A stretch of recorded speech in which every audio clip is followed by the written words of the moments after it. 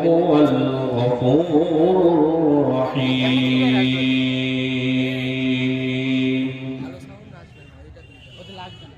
وقال الله تبارك وتعالى: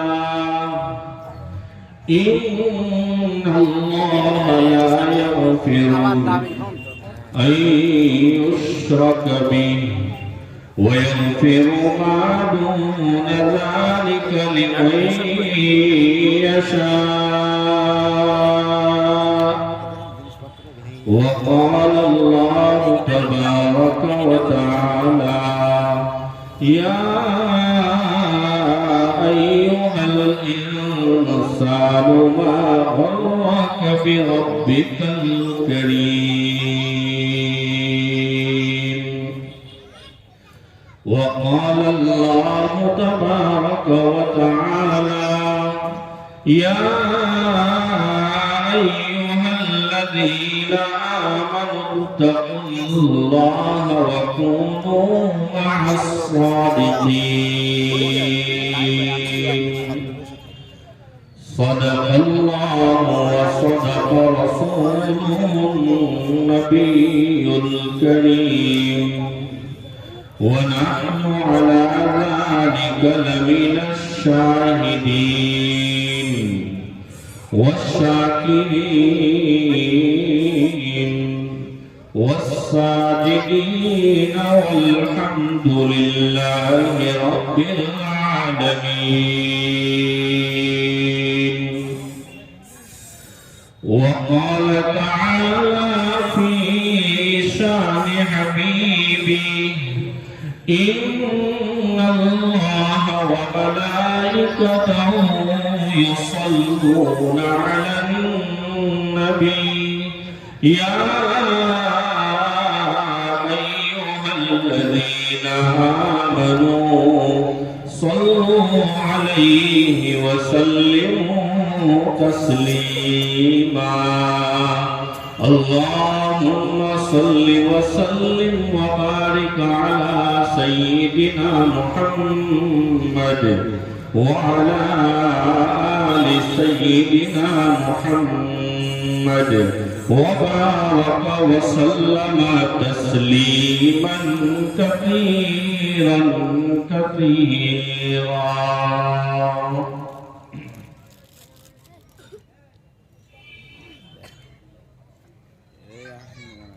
واجب الاحترام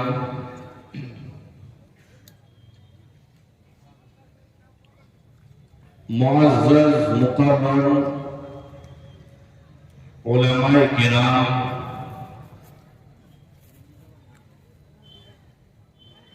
معزز سامعین اعظام، السلام علیکم ورحمۃ اللہ وبرکاتہ۔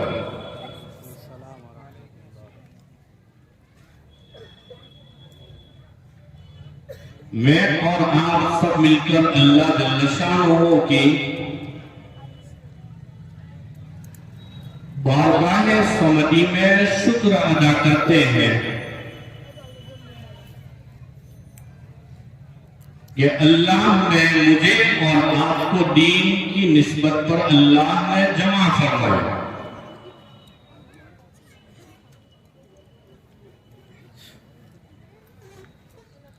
ابھی 5 منٹ پہلے آپ لوگوں کے سامنے بہت دلکش پروگرام پیش کیا گیا،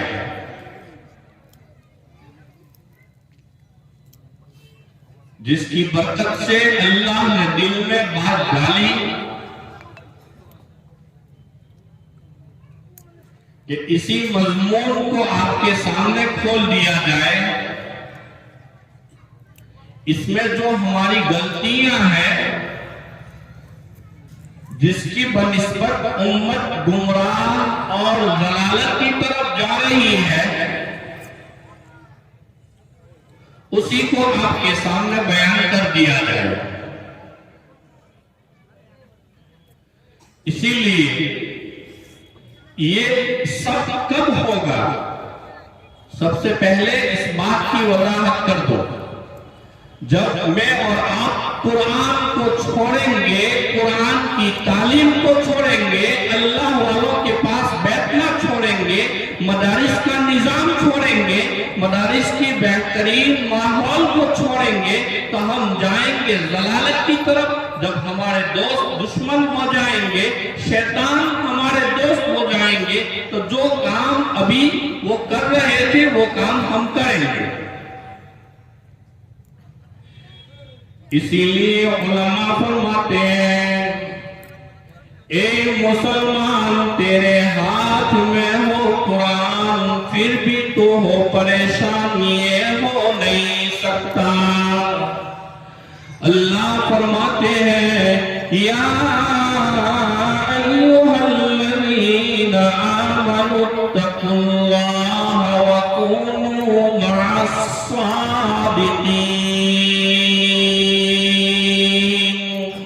اے ایمان والو، اے وہ سینے جن کے سینوں کو میں نے ایمان سے بھر دیا ہے، میرے کلمے سے آپ کے قلبوں کو میں نے سجا دیا ہے، میرے محبوب محمد رسول اللہ صلی اللہ علیہ وسلم کا امتی بنا دیا ہے۔ اے ایمان والو، اللہ سے ڈرو، اللہ کا تقوی اختیار کرو، وَكُونُوا مَعَ الصَّادِقِينَ۔ اور کیا فرمایا؟ سچوں کے ساتھ رہو۔ جب سچوں کے ساتھ ہمارا اٹھنا بیٹھنا ہوگا تو یہ جلالت گمراہی والا جو پروگرام ہم نے دیکھا، ہم جلالت کے اندھیرے میں رہے، انشاءاللہ ان اللہ والے، ان علماء کرام کے ساتھ بیٹھنے اٹھنے سے، ان کے ساتھ تعلق قائم کرنے سے، ان کے ساتھ ہماری نسبت جوڑنے سے، اللہ اس کی برکت سے، جس طرح ہمارے یہ بھائیوں نے جو پروگرام آپ کے سامنے پیش کیا کہ بعض حضرات ضلالت و گمراہی اپنے پاس علم نہ ہونے کی نسبت پر قبر کے پاس جا کر اولاد مانگ رہے تھے، اگر ہمارا اٹھنا بیٹھنا ان اللہ والوں کے پاس ہوگا، علماء کرام کے پاس ہوگا، مدرسوں کے ساتھ ہماری نسبت ہوگی، مدرسے کو اور صاحب مدرسے کو ہم محبت اور پیاری نگاہوں سے دیکھیں گے، انشاءاللہ اللہ کی ذات سے امید ہے ان بزرگوں کی صحبت، ان اللہ والوں کی صحبت ہمیں اس ضلالت و گمراہی سے بچائیں گے۔ اور یہ میں اور آپ نہیں فرماتے، اللہ نے فرمایا، یا ایھا الذین آمنوا اتقوا اللہ وکونوا مع الصادقین۔ سب سے بڑی بات یہی ہے، ہماری مجلس، ہماری صحبت اللہ والوں کے ساتھ ہو، نیک لوگوں کے ساتھ ہونی چاہیے۔ اخیر میں جس بات کی مجھے آپ کو بے انتہا ضرورت ہے، جو اخیر میں جو توبہ کی شکل کے اندر پیش کیا گیا، اور اس کے اندر حضرت مولانا کے رول کے اندر تھے، انہوں نے جو آیت کریمہ آپ کے سامنے سنائی، قُلْ يَا عِبَادِيَ الَّذِينَ أَسْرَفُوا عَلَىٰ أَنفُسِهِمْ لَا تَقْنَطُوا مِنْ رَحْمَةِ اللَّهِ۔ کہ اللہ کیا فرماتے ہیں اپنے گنہگار بندوں سے، اے میرے گنہگار بندوں، ایک آیت میں فرمایا، یا ایھا الانسان ما غرک بربک الکریم۔ حضرت پیر ذوالفقار نقشبندی دامت برکاتہم علینا عجیب بات ارشاد فرماتے ہیں، فرمایا اللہ نے قرآن کریم کے ہر ورق کو تقویٰ کے لفظ سے سوارا ہے۔ تو کیا مطلب؟ علماء نے لکھا، میں اور آپ قرآن پڑھتے ہیں اس لیے تاکہ ہمیں ثواب ملے، اور اللہ والے قرآن پڑھتے ہیں اس لیے ان کو سواد ملے، ان کو ٹیسٹ ملے۔ جب بندہ کا قرآن کا ٹیسٹ لگ جاتا ہے، قرآن کی تلاوت کا اسے شوق ہو جاتا ہے، قرآن کے ساتھ اس کی نسبت ہو جاتی ہے، اب جب اسے ضرورت پڑے گی، جب اسے کوئی دستک دے گا دل کہ تو ایسے گناہ کی طرف تجھے جانا ہے، اللہ کی فلاں نافرمانی تجھے کرنا ہے، فوراً دل دستک دے گا۔ جس اللہ والے کے ساتھ تیری نسبت ہے، جس ادارے کے سامنے تو رہتا ہے، یہ جنت العلوم ہے، اس کے اندر جنت کے علوم اللہ نے سجائے ہیں، اس میں ایسے علماء ہیں جو تمہیں جنت اور جنت والے راستے بتائے گا، فوراً دل دستک دے گا، ہمیں ادارے کے اندر جانے پر مجبور کرے گا، ہم ان علماء کے پاس جائیں گے۔ جیسا کہ ہم نے یہ آخری مکالمہ کے پروگرام میں ہم نے دیکھا کہ آخر اس عالم نے ان تمام 5 حضرات جو قبر کے سامنے سجدہ کر کر اپنے لیے اولاد مانگ رہے تھے، اور یہ ہر چیز یقینی ہے، ہر گھر کے اندر یہ بدعت ہے۔ میرے آقا نے فرمایا وَكُلُّ بِدْعَةٍ ضَلَالَةٍ وَكُلُّ ضَلَالَةٍ فِي النَّارِ۔ میں نے آپ کے سامنے ایک آیت تلاوت کی، کل قیامت کے دن اللہ تعالیٰ جس کو چاہیں گے اپنی وسیع رحمت سے معاف کر دیں گے، اسی لیے تو اللہ نے فرمایا یا ایھا الانسان ما غرک بربک الکریم، اے میرے انسان تجھے تیرے پروردگار کریم کے رب سے کس چیز نے تجھے دھوکے میں ڈال دیا ہے؟ آج مغفرت کا دروازہ یہاں کھلا ہوا ہے، یہاں آیا ہوا کبھی واپس لوٹایا نہیں جاتا، یہاں مانگا ہوا کبھی واپس نہیں کیا جاتا۔ اسی لیے اللہ کے نبی صلی اللہ علیہ وسلم نے فرمایا جس کے دل پر اللہ کا خوف غالب آ گیا، جس کے دل پر اللہ کا خوف غالب آ گیا اور اس کی آنکھ سے اتنا آنسو بہ گیا اللہ کے در سے، اللہ کا در یہ تمام گناہوں سے بچنے کا فارمولا ہے۔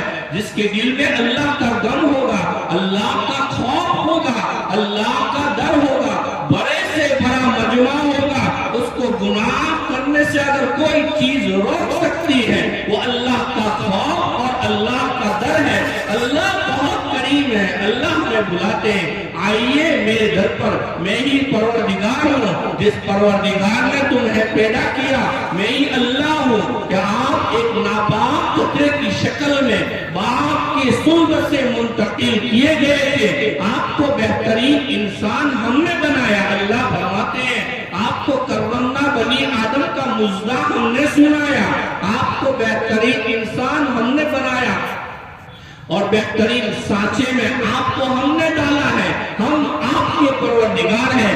اولاد کی ضرورت ہے، ہمارے در پر آئیے، رات کے آخری حصے میں آخری پہر میں میرا دروازہ کھلا رہتا ہے اور میں آپ کو للکار کر اپنی رحمت کے ساتھ پکارتا رہتا ہوں، اے میرے گنہگار بندو آئیے، تمہیں اولاد چاہیے میرے در پر ملے گی۔ کسی قبر کو یہ اختیار نہیں ہے، ارے قبر والا خود اپنی ضرورت کا محتاج ہے، قبر والا خود اپنے لیے استغفار کا محتاج ہے، وہ خود آپ کا انتظار کرتا ہے کب میرا کوئی متعلقین میری قبر پر آئے، مجھے فاتحہ پڑھ کر میری بخشش کروائے، وہ خود منتظر ہے۔ جو چیز خود محتاج ہو وہ کسی کی مدد نہیں کر سکتی، جو خود محتاج ہو، جس کے پاس خود محتاجگی ہو۔ ایک آدمی لاچار ہے، بستر میں پڑا ہے، آپ اس سے کہیں گے مجھے پانی پلائیے، کیا وہ آپ کو پانی پلائے گا؟ نہیں پلائے گا۔ کیا جواب ملے گا؟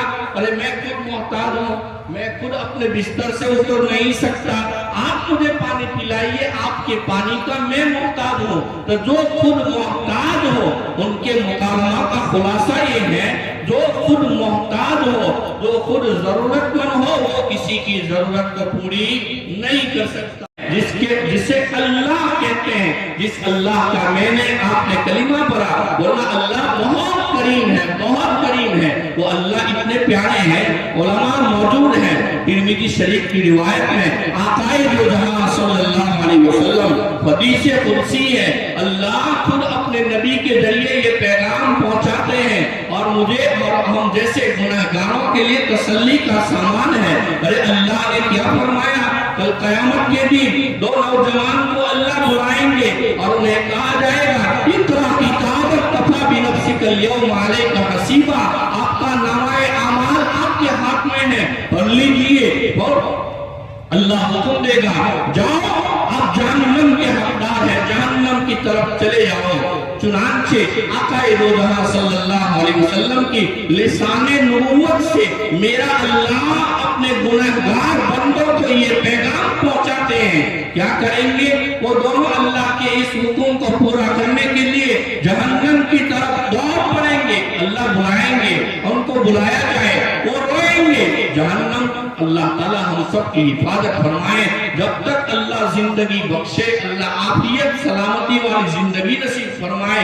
जब हमारा आखिरी वक्त आए, अल्लाह ईमान वाली अपने वक्त पर हमें मौत नसीब फरमाए।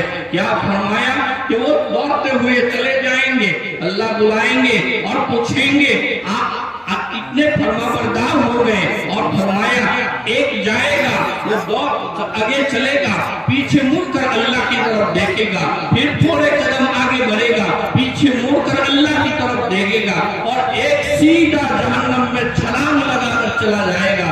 अल्लाह दोनों को बुलाएंगे और अल्लाह उनका इम्तिहान लेंगे। क्या पूछेंगे? अरे आज तूने मेरे हुक्म को इतना मान लिया कि तू जैसे ही तुझे हुक्म दिया गया तू दौड़ता हुआ जहन्नम में छलांग लगाकर चला गया। और दूसरे से पूछेंगे, अरे तुझे क्या हो गया था? चंद कदम आगे दौड़ता था, फिर मुड़कर मेरी तरफ देखता था, मुड़ मुझे देखकर तू जाता था। जवाब दोनों देंगे।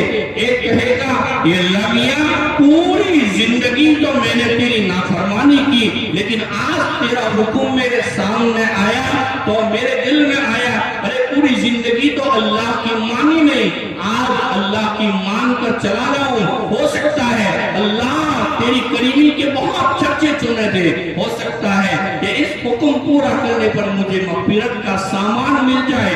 दूसरे से पूछा जाएगा, आप तू क्यों मुड़ कर अल्लाह को देखता था? क्यों चंद कदम आगे बढ़ाता, अल्लाह को देखता? इस तरह देखते देखते तू क्यों जा रहा था? वो जवाब देगा, ये अल्लाह मियां तेरी रहमत के चर्चे तेरे उलमा की ज़बान से तेरे कुरान के दर्स के अंदर बहुत सुने हैं, ये मेरे अल्लाह, तो हमें उम्मीद बन गई। हो सकता है आज की तेरी इताअत हमारे लिए नजात का जरिया बन जाए। अल्लाह की तरफ से ऐलान होगा कि इन दोनों जहन्नमियों को जहन्नम से आजाद कर जन्नत के अंदर भेज दिया जाए। ये अल्लाह इतने करीम है। मेरे भाइयों, इन मुकालमा का खुलासा यही है, मैं भी आप भी हम सब गुनहगार हैं। अल्लाह जिसको चाहे अल्लाह माफ कर देगा, लेकिन उन्होंने मुझे आपको जो इशारा दिया है, अल्लाह माफ नहीं करेगा तो शिर्क को कभी अल्लाह माफ नहीं करेगा। कब्र के सामने झुकना ये शिर्क है, ये शिर्क है। एक बाप अपनी औलाद में किसी को पसंद करेगा, अगर कोई ये कहे कि मेरे बाप का नाम आदम है और कोई ये दावा करे कि इसकी माँ के अंदर और इस आदम की औरत के अंदर मेरा भी नुत्फा शामिल है, कोई पसंद करेगा? कोई पसंद नहीं करेगा। अपनी औलाद में कोई किसी के शरीक होने को पसंद नहीं करेगा। तो अल्लाह मियां जो खालिक कायनात है, जिसने इंसान को एक नापाक खतरे से वजूद बख्शा और इंसान को करवना बनी आदम का मुजदा सुनाया, वो अल्लाह अपनी रुबूबियत में मेरे और आपके शिर्क को कैसे पसंद करेगा? इसीलिए फरमाया, सो हो गया वो हो गया। जब रात सुबह का भागा हुआ शाम को जब वापस आता है और मिल जाता है, उसे भागा हुआ नहीं कहा जाता। आइए अल्लाह के दरबार में तौबा करें। अल्लाह तौबा को बहुत पसंद फरमाते हैं। अल्लाह बहाने तलाश करता है। अरे छोटा सा बहाना, मेरा बंदा कोई छोटा सा बहाना बन जाए, मैं अपने बंदे की मग़फ़िरत कर दूं। इसीलिए उलमाए किराम की सोहबत इख्तियार की जाए, उलमा के पास बैठा जाए, उनसे सही इल्म हासिल किया जाए। ये इल्म आपको ऐसा नूर दिखाएगा जो आपको जन्नत तक पहुंचाएगा। और अल्लाह ने यही फरमाया, वलिमन खाफ़ मक़ाम रब्बिही जन्नतान। क्या फरमाया? अल्लाह ताला से जो डरेगा, अल्लाह के सामने खड़ा होने سے جو ڈرے گا اللہ تعالیٰ اس کو جنت عطا فرمائیں گے۔ میں اور آپ اپنے مکان جب بناتے ہیں تو کیا لکھتے ہیں؟ کوئی لکھتا ہے ھذا من فضل ربی، لکھتے ہیں نہیں؟ کوئی لکھتا ہے ماشاء اللہ، کوئی لکھتا ہے لا حول ولا قوت الا باللہ۔ حضرت امام محمد رحمت اللہ علیہ نے اپنے مکان پر لکھا تھا ماشاء اللہ لا قوت الا باللہ۔ کوئی راستے سے گزر رہا تھا، پوچھ لیا حضرت آپ نے ماشاء اللہ کیوں لکھا ہے؟ حضرت نے فرمایا تاکہ تیری نظر سے میرا گھر محفوظ ہو جائے۔ تو اب دیکھیے سب اپنے اپنے مکان پر کچھ نہ کچھ لکھتے ہیں ھذا من فضل ربی۔ آگے اللہ نے فرمایا لیبلونی اشکر ام اکفر، تجھے یہ مکان دیا گیا تاکہ تو میرا شکر گزار بنتا ہے یا میری نافرمانی کرتا ہے۔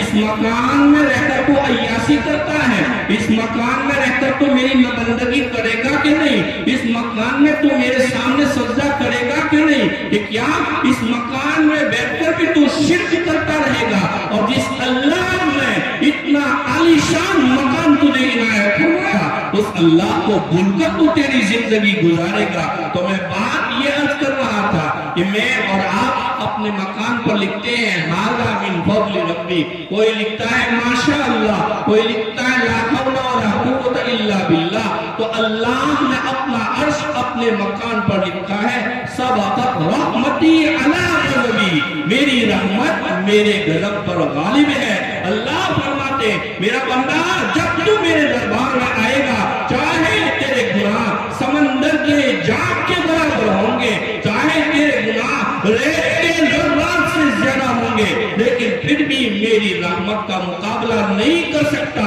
ضرورت ہے مجھے آپ کو اس بات کی ہم اللہ کی طرف متوجہ رہے، استغفار کی کثرت کرتے رہے۔ تو مولانا نے آخر میں توبہ کے وقت کیا کلمات کہلوائے؟ استغفر اللہ ربی من کل ذنب واتوب الیہ۔ میرے آقا صلی اللہ علیہ وسلم کی سیرت طیبہ میں ملتا ہے سرکار گناہوں سے پاک تھے، سرکار معصوم تھے، نبی گناہ سے پاک اور معصوم ہوا کرتے ہیں۔ اور میرے آقا جن کے نام پر اللہ نے کائنات سجائی، جن کے نام پر اللہ نے دریا بہائے، جن کی برکت کے نام پر اللہ نے بلند و بالا پہاڑ گاڑے، اس نبی پاک صلی اللہ علیہ وسلم کی سیرت میں کیا ملتا ہے؟ میرے آقا نے فرمایا، میرے آقا صلی اللہ علیہ وسلم ایک روایت کے مطابق 100 مرتبہ، ایک روایت کے مطابق 70 ٹائم میرے آقا صلی اللہ علیہ وسلم دین میں استغفار کی کثرت فرمایا کرتے تھے۔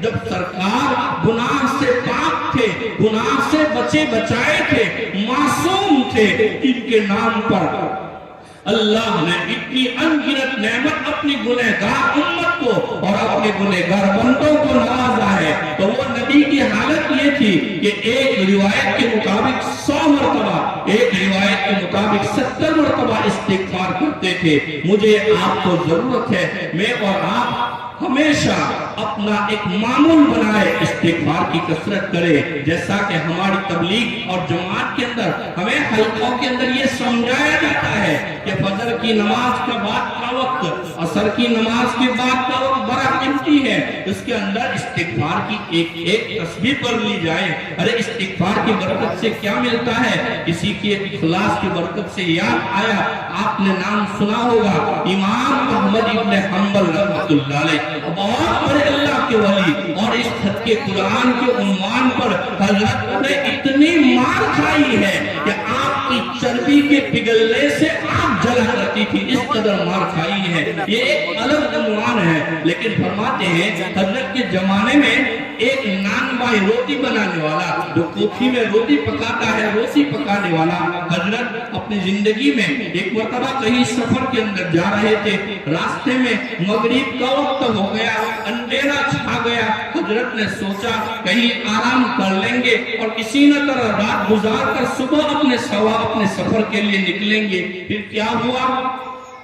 حضرت ایک مہمان خانہ نظر آیا، وہاں معلوم کیا، فرمایا ایک مسجد ہے، میں وہاں نماز پڑھ لوں گا اور نماز کے بعد میں یہاں پر قیام کر لوں گا۔ مؤذن صاحب نے قاعدہ سنا دیا، ہماری مسجد میں کسی مسافر کو رات گزارنے کی اجازت نہیں ہے۔ اب چونکہ حضرت کو کون پہچانتا تھا؟ وہ اللہ والے، اللہ والوں کی شان ہوتی ہے۔ اب میں یہاں آیا، آپ کے سامنے بیٹھا تو آپ نے مجھے پہچانا، ورنہ میں اجنبی کوسوں دور سے آپ کے بیچ میں آؤں گا، کون کس کو پہچانے گا؟ رات کا وقت تھا، مؤذن صاحب نے انکار کر دیا، آپ ہماری اس مسجد میں قیام نہیں کر سکتے۔ چنانچہ لکھا ہے حضرت کے حالات میں کہ نماز سے فارغ ہوئے اور نکلے گئے، راستے میں انہوں نے دیکھا کہ کہیں آگ جل رہی ہے، کہیں روشنی نظر آ رہی ہے۔ چنانچہ وہاں پہنچے، وہاں پہنچنے کے بعد اس سے اجازت مانگی، کہا سردی کی لمبی رات ہے، ٹھنڈی ہے اور تیرے پاس آگ جل رہی ہے، اگر تو اجازت دے تو آج کی رات میں تیرے ساتھ گزار لو اور تیری اس جہاں تو روٹی پکاتا ہے اس کی آنکھ اور اس کی گرماہٹ کے پاس میں اپنی رات کو گزار لوں۔